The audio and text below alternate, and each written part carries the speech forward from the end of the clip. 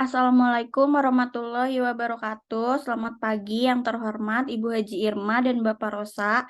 Izinkan kami untuk mempresentasikan tugas mata kuliah hukum perjanjian internasional. Sebelumnya, izinkan saya dan rekan saya untuk memperkenalkan diri terlebih dahulu. Yang pertama, saya Dia Zalianti Sandi Tresna, NPM 211000067. Saya Putri Deborah Lekahena, NPM 211000050. Dan saya Aska Rizky Pratiwi dengan nomor NPM 211000064. Saya Rike Dewinta Rahma dan NPM 211000083. Dan saya Sonia Rahmawati Sanjaya, NPM 211000087.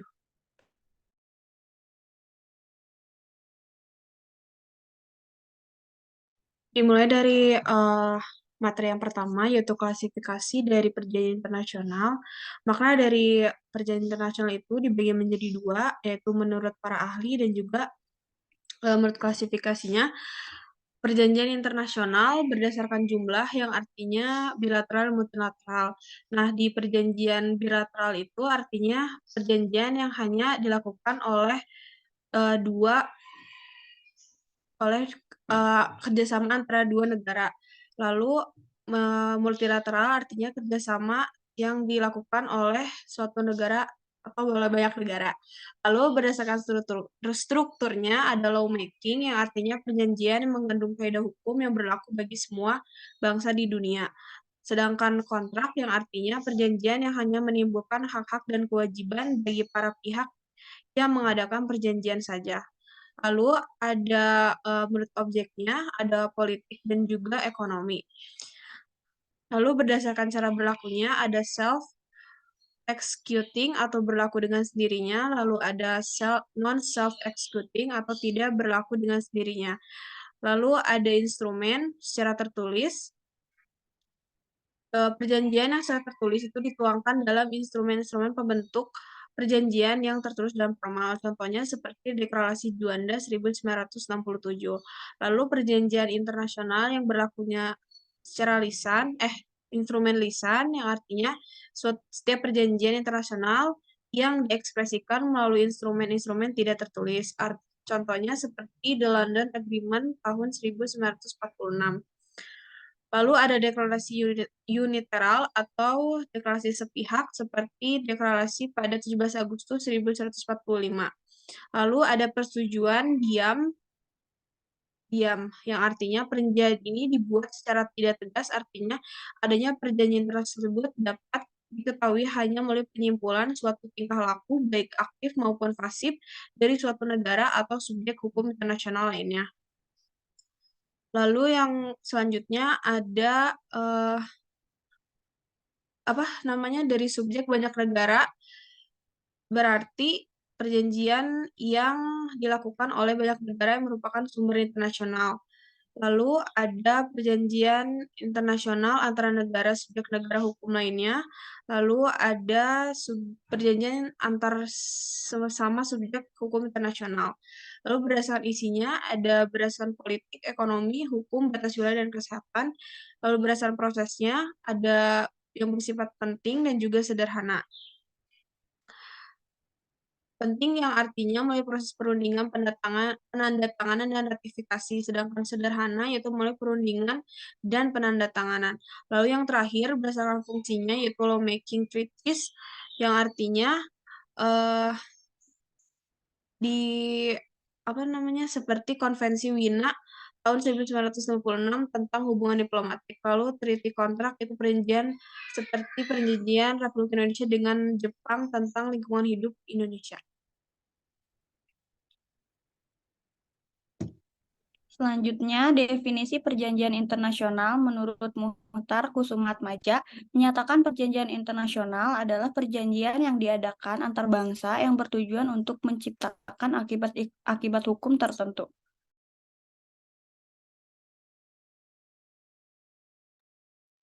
Tahapan penyusunan perjanjian internasional yang pertama ada penunjukan wakil masing-masing pihak yang diberi tugas dan wewenang untuk mengadakan perundingan. Yang kedua, penyerahan surat kuasa penuh. Yang keempat, perundingan, yaitu membahas dan merumuskan pasal-pasal perjanjian. Selanjutnya, penerimaan naskah perjanjian. Yang kelima, pengesahan naskah perjanjian. Yang keenam, pernyataan persetujuan untuk terikat pada perjanjian. Selanjutnya, saat mulai berlakunya perjanjian internasional, penyimpangan naskah perjanjian, dan yang terakhir, pendaftaran dan pengumuman. Lalu selanjutnya ada tahapan penyusunan perjanjian internasional menurut Konvensi Wina 1969. Yang pertama itu ada perundingan atau negotiation, yang artinya perjanjian tahap pertama dalam proses pembuatan perjanjian internasional. Sebelum diadakan perjanjian, kedua belah pihak tersebut terlebih dahulu mengadakan penjajahan atau pembicaraan terlebih dahulu. Nah, selanjutnya ada penandatanganan atau signature, yang artinya pada tahap kedua ini pembuatan perjanjian internasional adalah penandatanganan. Tahap ini dilakukan oleh para Menteri Luar Negeri atau Menlu atau kepala pemerintah dalam perjanjian multilateral. Pendatanganan bisa dilakukan oleh peserta perjanjian internasional yang apabila disetujui oleh 2/3 peserta yang hadir kecuali ada ketentuan lain pada perundingan tersebut. Lalu yang terakhir ada pengesahan. Tahap yang ketiga dalam pembuatan perjanjian internasional ialah pengesahan atau ratifikasi. Tahap penandatangan atas perjanjian hanya bersifat sementara dan masih harus dikuatkan dengan pengesahan atau penguatan melalui ratifikasi oleh setiap negara yang terlibat. Nah, di pengesahan ini tuh ada yang namanya ekseksi.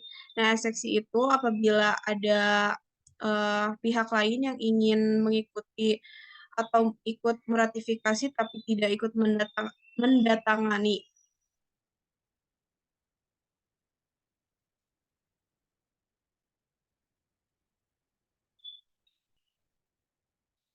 Lalu ada berakhirnya perjanjian internasional. Yang pertama telah tercapainya tujuan dari perjanjian internasional tersebut. Lalu yang kedua, masa berlaku perjanjian internasional sudah habis. Lalu yang ketiga, salah satu pihak peserta perjanjian menghilang atau punah objek perjanjian itu. Adanya persetujuan dari peserta untuk mengakhiri perjanjian, adanya perjanjian baru antara peserta yang kemudian meniadakan perjanjian yang terdahulu. Lalu yang keenam ada syarat-syarat tentang pengakhiran perjanjian sesuai dengan ketentuan perjanjian itu sudah dipenuhi.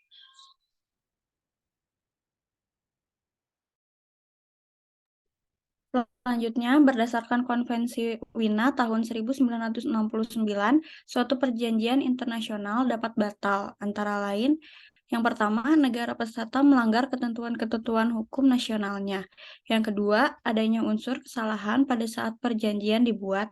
Yang ketiga, adanya unsur penipuan dari negara peserta tertentu terhadap negara peserta lain waktu pembentukan perjanjian. Yang keempat, terhadap penyalahgunaan atau kecurangan atau corruption.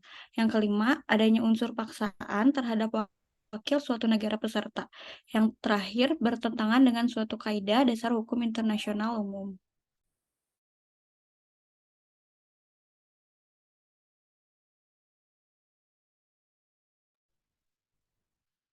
Reservation atau persyaratan menurut definisi UU nomor 24 tahun 2000 tentang perjanjian internasional adalah pernyataan sepihak suatu negara untuk tidak menerima berlakunya ketentuan tertentu pada perjanjian internasional.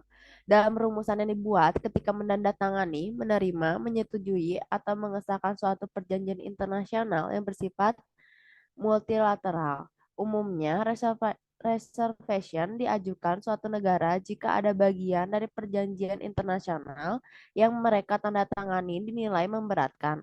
Karena itu, konsekuensi dari reservation adalah ketidakberlakuan atau lebih pasal atau bagian dari perjanjian internasional yang dinyatakan dalam reservation bagi negara anggota yang mengajukannya.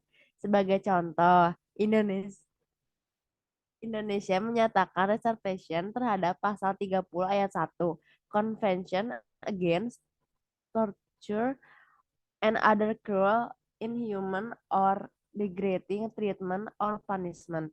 Reservation ini dinyatakan dalam UU Nomor 5 Tahun 1998 yang meratifikasi konvensi tersebut.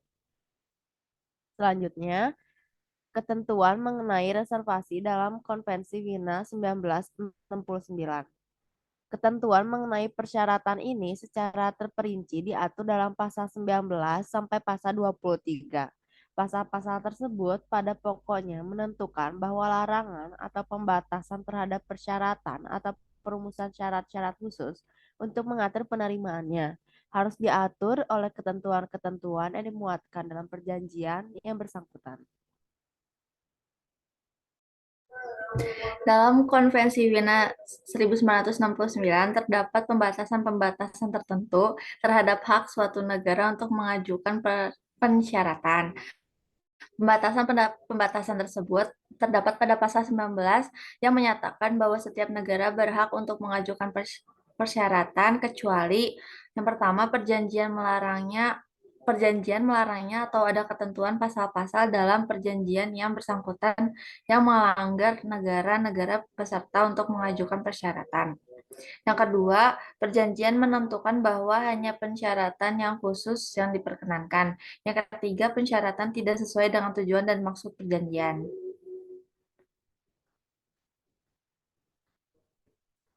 Selanjutnya ada penarikan dan prosedur pensyaratan. Yang pertama, penarikan diri terhadap pensyaratan mulai berlaku dalam hubungannya dengan negara peserta yang lain apabila pemberitahuan tentang hal itu telah diterima oleh negara yang bersangkutan.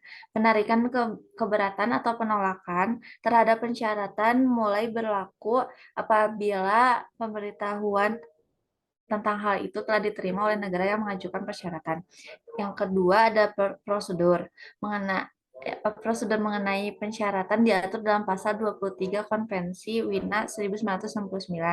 Disebutkan bahwa pernyataan menerima atau menolak suatu pensyaratan harus diformulasikan secara tertulis dan harus diberitahukan kepada negara peserta dan negara-negara lain yang berhak menjadi pihak perjanjian.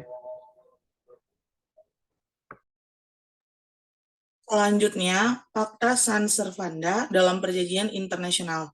Fakta ini berasal dari bahasa Latin yang berarti janji harus ditepati. Secara umum, Fakta San Servanda diartikan sebagai terikatnya suatu negara terhadap suatu perjanjian internasional diakibatkan oleh persetujuan dari negara tersebut untuk mengikatkan diri pada perjanjian internasional.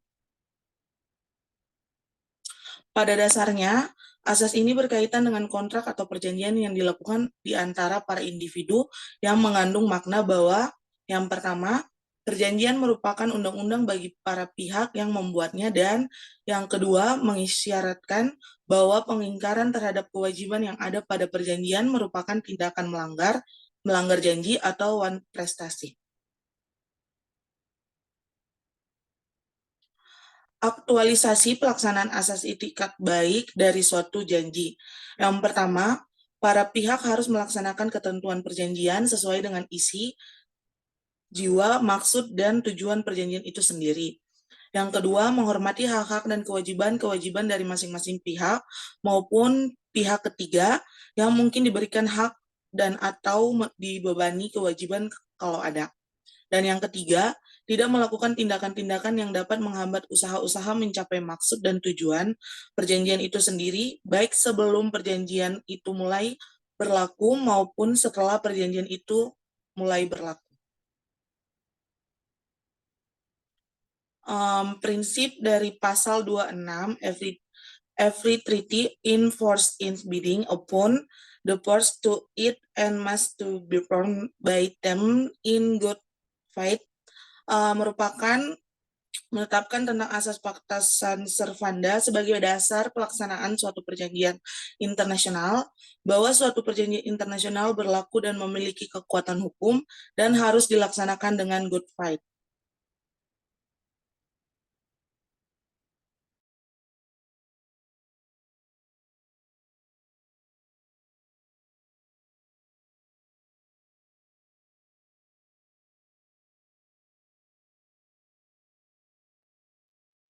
Terima kasih. Sekian dari kelompok kita. Mohon maaf bila ada salah kata ataupun salah penyebutan.